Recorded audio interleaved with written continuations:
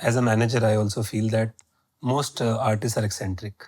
You know, you must have also felt that, and you always. No, eccentric people don't feel that they're eccentric. They think the rest of the world is crazy because that's my normal.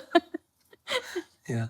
So, I mean, I just wanted you to touch upon the point that it'll help everybody around artists to be able to understand them and deal with them.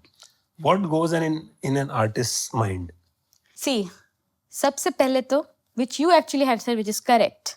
You have to stop judging, which you also correctly said, artists.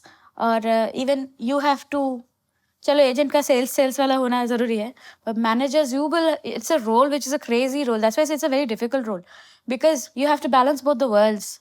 You have to allow the artist and know how to manipulate them in a way to limit the so-called world ki eccentricity ko, so that things get done. What I mean is like managers, when they're taking a decision for an artist, suppose opportunity ko figure out करने के लिए, when you said that opportunity and the artist, वो भी right amalgamation के लिए, the manager also has to rise above the normalcy to that eccentricity somewhere around, to know that okay, this part of the eccentricity is going to blow this up.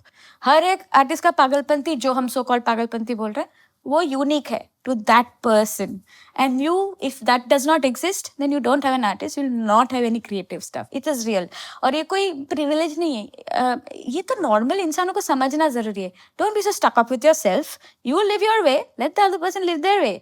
उसमें artist eccentric हो कि तुम normal हो, तुम eccentric हो, वो normal है, does not matter.